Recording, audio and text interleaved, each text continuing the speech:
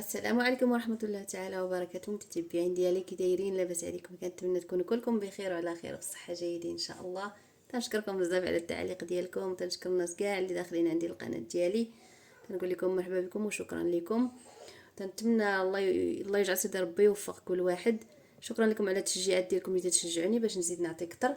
اليوم ان شاء الله البنات غادي نحضر معكم واحد الحلوه اللي تجي زوينه وسهله وتديروها دفعه وحده، وبقاو معايا باش تشوفوا المقادير وتشوفوا الطريقه ان شاء الله. هنا البنات غادي نبدا، غادي ندير البيض هو الاول. بسم الله. غادي تجي رائعه البنات هاد الحلوه.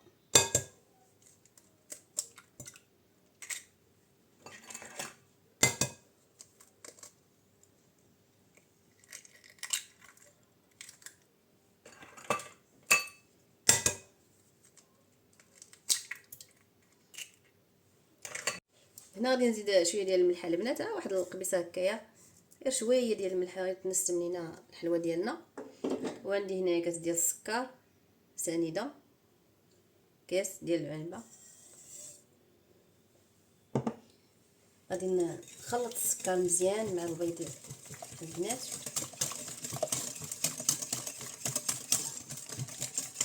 غادي نزيد البنات الفاني، واحده ساشي ديال الفانيليا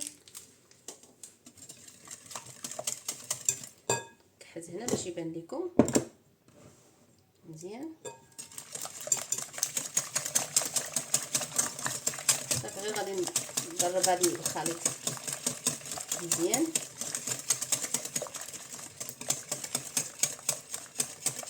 غادي نزيد دابا الزيت البنات، كاس تاع الزيت، هذا كاس تاع العنبه بحال اللي درت به السكر نيت، نديرو كاس.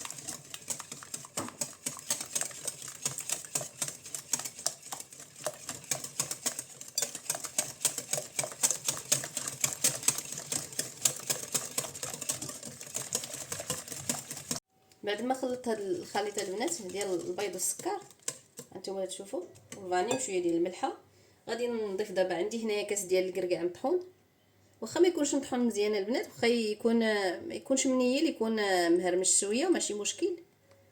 غادي نضيف منه كاس تاع الكركاع. وعندي هنايا كاس ديال اللوز محمره البنات ومطحون بقشورو، حتى هو كاس.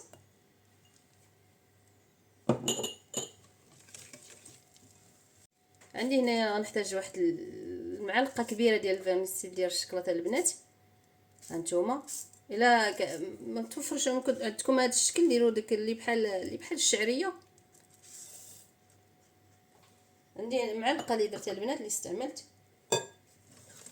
صافي غادي نخلط هاد المقادير مزيان ونضيفو في الدقيق والخميره.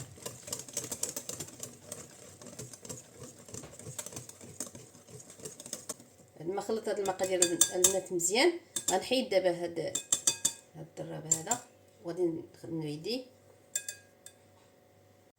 هنا البنات غادي نضيف واحد 2 معالق كبار ديال العسل، تيبقى اختياري، الا بغيتو ديروا ما بغيتوش تكتفيو غير بالسكر. هانتوما غادي ندير 2 معالق كبار، غادي نزيد معلقه اخرى كما قلت لكم تيبقى اختياري. صافي وغادي نضيف المقادير الاخرى بقاو معايا. غادي نضيف دابا البنات، غادي نضيف الدقيق، غنضيف دابا في الدقيق شويه بشويه. ما ديروش العجينه قاصحه بزاف البنات، غنخليوها تتلصق في اليدين. داكشي علاش لبست الكوانتي باش نخليو العجينه باقا تتلصق في اليد، ما عندناش حنا الغرض بها باش تجي قاصحه. غادي نزيد البنات عندي هنايا الخماره، هاد الخماره اللي عندي البنات راه فيها 15 غرام، نتوما ديروا جوج خمارات حمرين دوك ديال 8 غرام. الا ما متوفرش عندكم هذه اللي فيها 15 غرام ديروا ديك ديال 8 غرام، ديروا منها جوج ساشيات. غنستعمل دابا هذا الساشي فيه 15 غرام.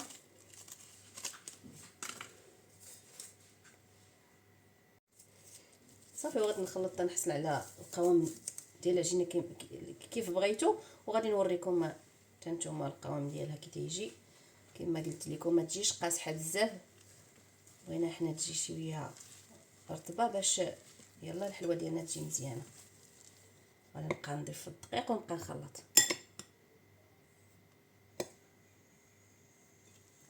الدقيق البنات على حسب الخليط، تقريبا شي 2.5 كيسان هكاك، ولا المهم على حساب الخليط. ما غاديش نقدر نحدد لكم، على حساب كل دقيق كيفاش داير. باقي غادي نزيد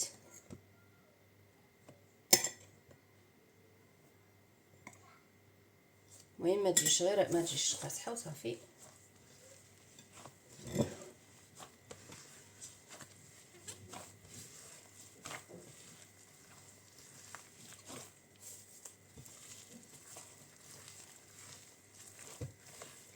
تجي رائعه البنات وسهله، تحضروها بالزربه، تديروها دفعه وحده.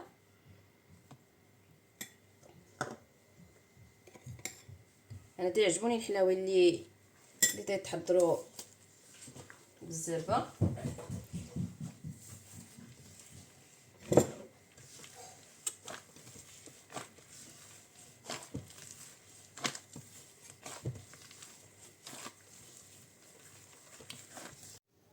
هانتوما البنات هذا القوام هو اللي غادي نحصلوا عليه ديال العجينه، تكون باقي تتلصق في اليدين شويه هكايا. صافي ما نقصحوهاش بزاف.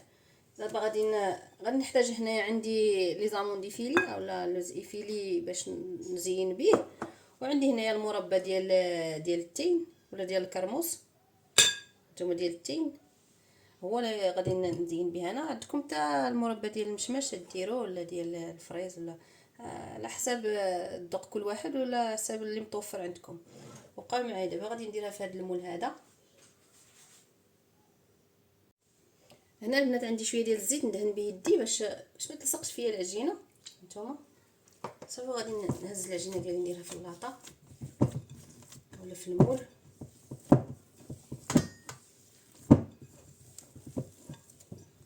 صافي تنهزوها تنحطوها هكايا في المول.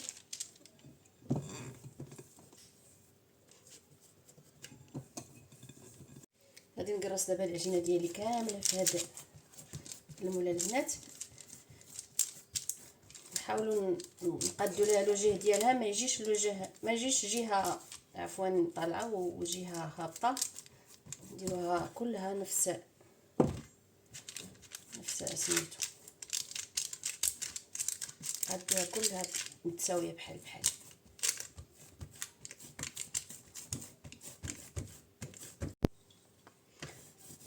غنحاولوا نقادوها بهاد الكلمات.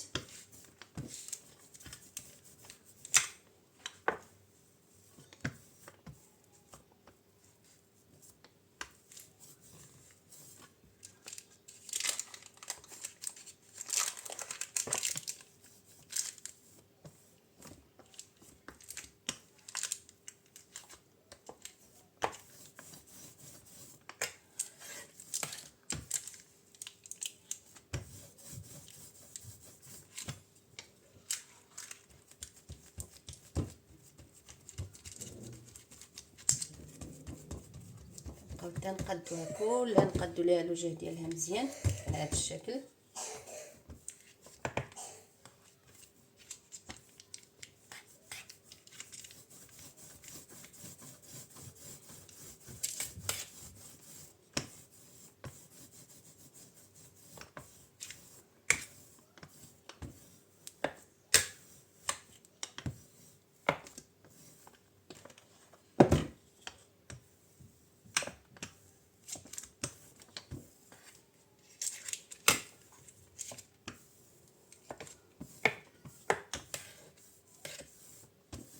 صافي البنات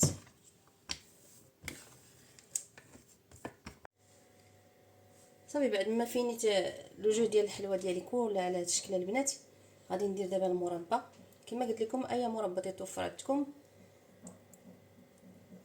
واخا تيكون هاد الطروفه البنات غير سرحوا وحيدوا الطروفه، سرحوا ديك، ولا تاخذوا المربى اللي ما فيهش هاد الطروفه هاد تيكون مطحون، ولا تطحنوا حتى هذاك ني تطحنوه. انا راه ما طحنتوش، كنت ما عرفتش راه فيه الطروفه هكايا بزاف، ولكن ماشي مشكل.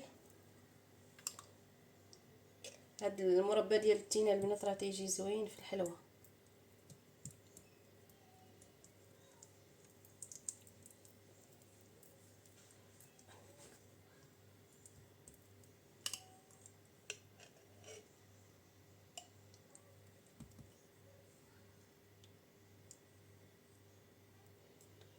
نحاول نحيد هاد الطروفه البنات اللي غلاط بزاف، غادي نحيدهم. نستعمل غير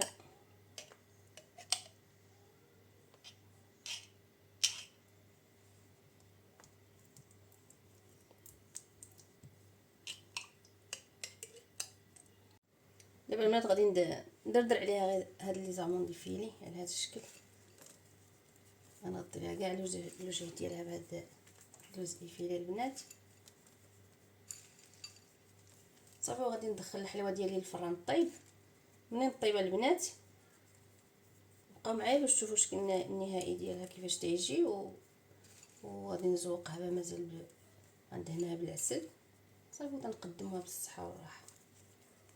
ساهله البنات، راه ما تاخذش منكم الوقت بزاف، تجي دفعه واحده ما تاخذش الوقت بزاف، وفي نفس الوقت تجي زوينه. المذاق ديالها تيجي رائع البنات، مع فيها اللوز والكركاع تجي زوينه. بغيتو تستعملوا كاوكاو في بلاصه اللوز، بغيتو تستعملوا غير اللوز بوحدو بلا الكركاع، تبقى لكم الاختيار البنات. صافي بعد ما زينتها كلها هكايا باللوز فيلي البنات، صافي غادي ندخلها دابا للفران. وبقاو معايا باش تشوفوا الشكل النهائي ديالها بعد ما تخرج من الفران البنات. صافي البنات، هاهي الحلوه ديالي بعد ما خرجتها من الفران، هانتوما تشوفوها كي تيجي الشكل ديالها. ما حدها هي سخونه، وغادي نديروا ليها ندهنوها بالعسل البنات. هانتوما غير خرجتها دابا من الفران راه باقا سخونه، غادي ندهنها بالعسل. غير كي تخرج كدهنوها بالعسل باش يلصق فيها العسل. هاد العسل غير تيعطيها واحد البريو البنات، واحد البريو زوين هكايا. غندهنها كلها، ندهن ليها الوجه ديالها على هاد الشكل هذا.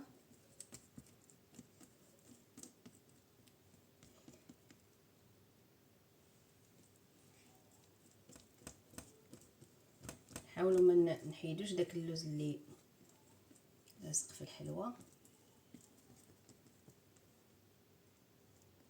تجي رائعه البنات.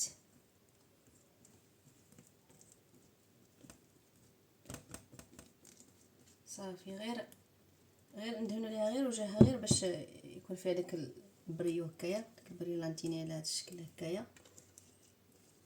ولا ديروا الناباج، ولا ديروا العسل، ولا ديروا الناباج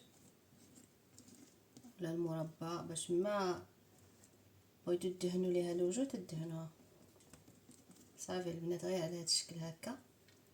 حنا ما بغيناش نكثروا العسل لحقاش راه فيها السكر، درنا السكر في العجينه. صافي على هذا الشكل. ودابا غادي نقطع البنات، تقطعوا على الشكل اللي بغيتو تقطعوا مربعات ولا على الشكل اللي بغيتو نتوما. بسم الله غادي نقطعها دابا، تتجي رطبه من الداخل البنات، عفوا تتجي من الداخل رطبه. صافي نقطعوها على هذا الشكل.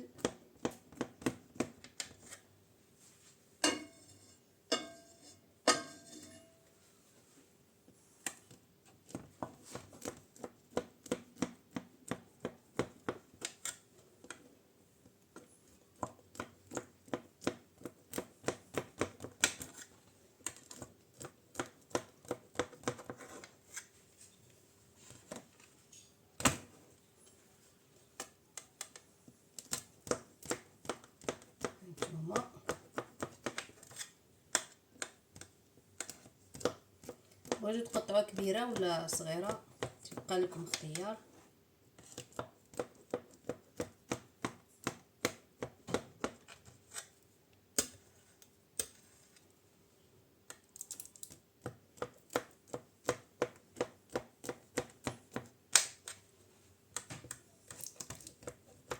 انا غنحاول نحيد غير هذا الجنب هذا باش يلاه هادشي مبقاش نيشان. نتوما البنات صافي البنات وصلنا لنهايه الفيديو. هذه هي الحلوه ديالي بعد ما ندهناها بالعسل تنخليها في اللاطه شويه حتى تبرد.